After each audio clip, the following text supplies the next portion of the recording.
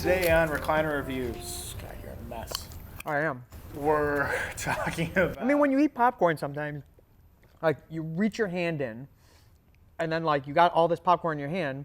It's like, why can't I hold all these lemons? That's that's a meme, you know. That's like an old school meme. Did I just, like, do you have no idea what I'm talking about? What? No, I do now. That took me a second, though. That's Is it lemons or limes?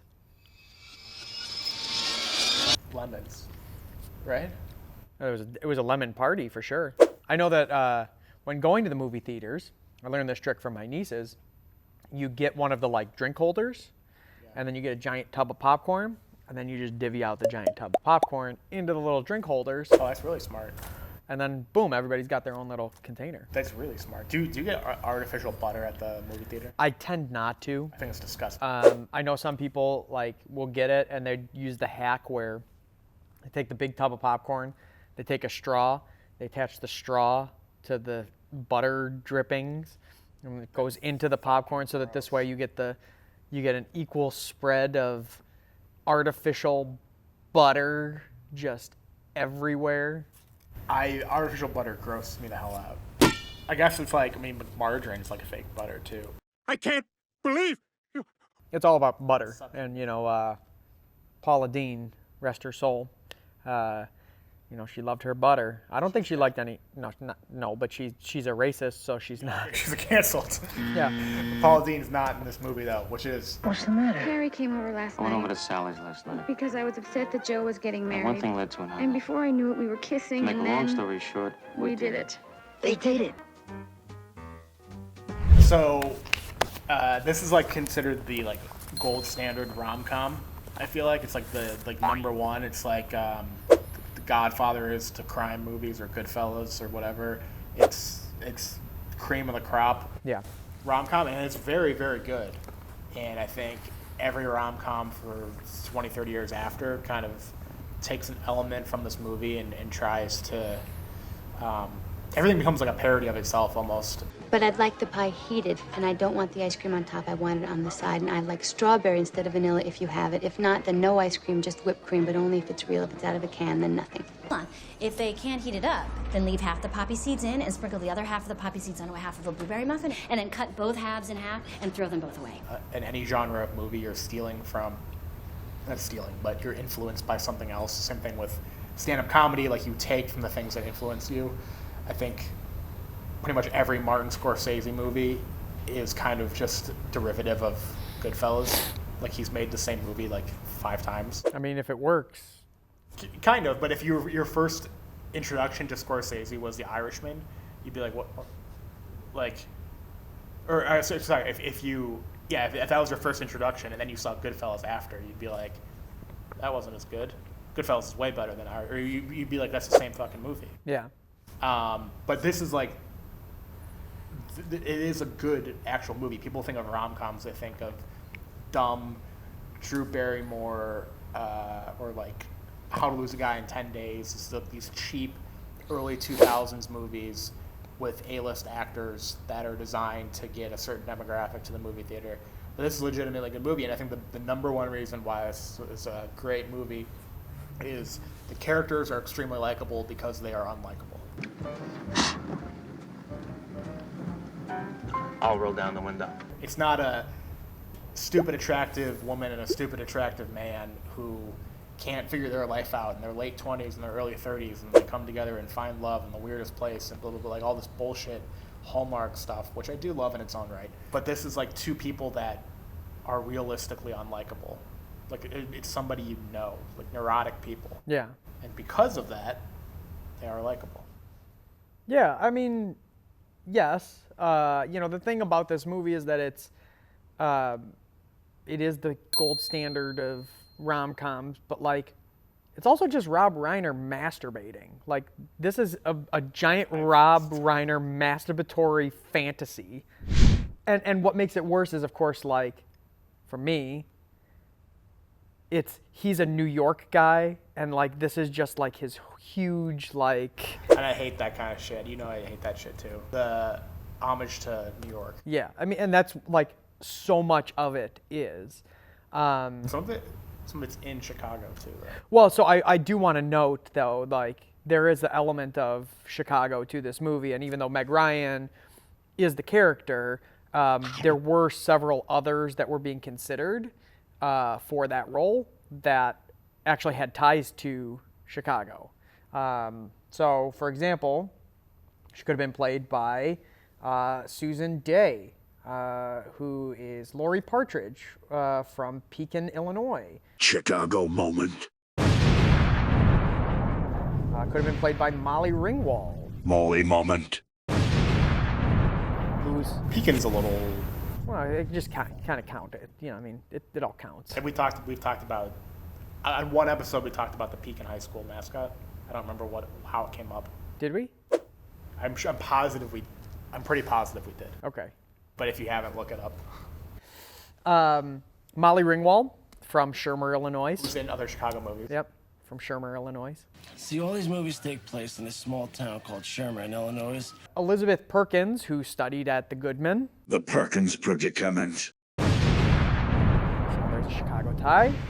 And Elizabeth McGovern, who is, for those of you that are big Downtown Arby's fans, that's Lady Crowley from Downtown Arby's. The McGovern Chronicles. She's from Evanston. Okay. So there's like actual ties to Chicago, If you were gonna cast one of those people just based off that, that'd been kind of. I mean, it's Rob Reiner though, so. Yeah. Yeah, I mean, and the simple fact that how is that? I know we're getting way ahead of ourselves at this point, but like the orgasm scene with Meg Ryan. Oh God. Like, how is that not awkward for him when it's his mother that says, "I'll have what she's having"? Well, I mean, yeah. That's his mom. I'll have what she's having. South Park did a very good I love that. lambasting him. So I mean, People still don't understand how bad smoking is for them.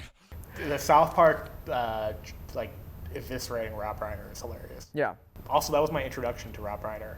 This movie or South Park? Because I watched South Park way too young. I was probably like 10 the first time I saw South Park. And I knew movies to the degree that a 10-year-old would, but I didn't know like who Rob Reiner was. I just knew it was a name. An episode came out when I was probably like maybe in junior high. And he's like eating burgers and Yeah. He's like I'm Rob Reiner. stuffing. Yeah, stuffing his face. Yeah. That's how I learned who Rob Reiner was. Anyways, moving on from Rob Reiner, you know, you're right when you talk about this movie being kind of the pinnacle, and you see imitation in a lot of the movies, even to the point where, of course, they kind of ham it out where it's like Harry Met Sally is like, well, not Harry Met Sally, Sleepless in Seattle, You've Got Mail, like effectively kind of are the same thing. Like, well, yeah, and Meg Ryan, like she made a career out of this, but it's like effectively all the same. Yeah. You know, you tweak the storyline here and there, but like it all comes back to this movie. So kudos to this movie for that. You know, there are a lot of things that people come back to about this movie, so it makes it kind of, you can watch it multiple times. This also, was this Billy Crystal's like big, I mean, like big movie, not like his big break, obviously, but like like the one that like everybody associates. Yeah, like how we talked about Matthew Broderick is always Ferris Bueller, even though he's in other movies. Yeah. Billy Crystal, this is the movie that you associate him with. The second one would be, for me personally, I'm blanking on the name of the movie, the police movie. The police movie. Where in Chicago. The police movie in Chicago. Where he was a former cop, and they come back to Chicago to catch. Oh yeah, you like this movie? I have no idea what you're talking about. Like honestly, I have no idea what you're talking about. Fuck. That's the only other movie when. Not City Slickers? Yeah, City Slickers. City Slickers, he's not cop. That's the one where they go, like, they're the city people, and then they go out to the west, and they go do, like, a cattle drive in the west, and... No, it's not that. I'm blanking on the name. That's what I think of when I think of... But City Slickers is another one. Yeah, that's the other one that I think of him. Well, this proves the point, though, that Harry Met Sally is the yes. marquee title. Yeah. I mean, I think of him also like from a lot of the comedy stuff, like appearances on Saturday Night Live, and it's very much 80. Like he's a very 80s guy. yeah, for sure. And then he spent the 90s hosting all of the award shows. Yeah. So that's about the extent of. Also, very. He's not very attractive. What? I don't know if it's because of in this movie he's neurotic and like unlikable and kind of whiny and just kind of an ass. Yeah. Like he grows up throughout the movie, but I associate him then as all those things. I don't know if that's fair. That's. I mean, it's probably not. We But talk about how Ben Stiller's an asshole. yeah. But there's other stories outside of his movie characters that would support him being an asshole. So I wonder if there's a similar thing with Billy Crystal. I don't know. But anyways. Anywho. This also has a couple of the not necessarily direct quotable, but like the whole thing with the orgasm scene, right? Like how many times has that been parodied in other movies? And I'll have what she's having. Yeah. Did you ever think she may have faked the sneeze to get out of the date with you? The one line that, I mean, I guess this goes to like every movie that we watch. There's always a line that I quote in my everyday life, pretty much with every single movie that we've gone over. And this one's no different. And this one for me is the pecan pie. I would like to partake in a piece of your pecan pie. Yeah. But I would be proud to partake of your pecan pie. Growing up, sometimes, yeah. Whenever pecan pie, which is not very often in fairness, but like, it's not everyday life, but like Thanksgiving, if there's pecan pie, I would like to partake in a piece of your pecan pie. Does anyone know what you're saying? My sister does, for sure. Like, my siblings get it because that was something that we used to say, like, just because it's funny, you know? I don't know if anybody else is getting it. I would have gotten it. I do. I've seen this movie a lot, and I can picture it's an irrelevant scene in the movie, too. Yeah. I'm most everything having to do with me is pretty irrelevant, so... Yeah, I think the New Year's scene at the end is also very iconic. There's not like a line necessarily that comes from that, but they showed that in a class that I took in college. That was like an intro to comms class. Which, if you have I have a journalism degree to be specific, but anything in communications, if you went to college, into the school of communications, you take like generic communications classes, and these are the stupidest fucking classes. They talk about interpersonal communication and like vocal interferences and like how like the academic terms of just how people talk. You don't take it. There's nothing from those classes that you retain and you use in your everyday life.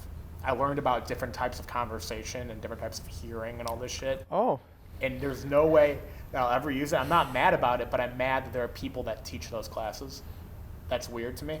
But professor, my freshman year, showed that scene in class because it was some type of communication. I don't even remember what type of. She showed like 4 different types of communication, and she showed 4 different movie clips, and she showed that for one of them. And she's like, "This is how people do." And I don't even remember it. I remember watching 5 minutes of When Harry Met Sally. I guess I really missed out on some of these classes that I probably should have been taking. You only pay like $40,000 a year. Yeah. I do want to get into the question, though, that is the ultimate question of this movie.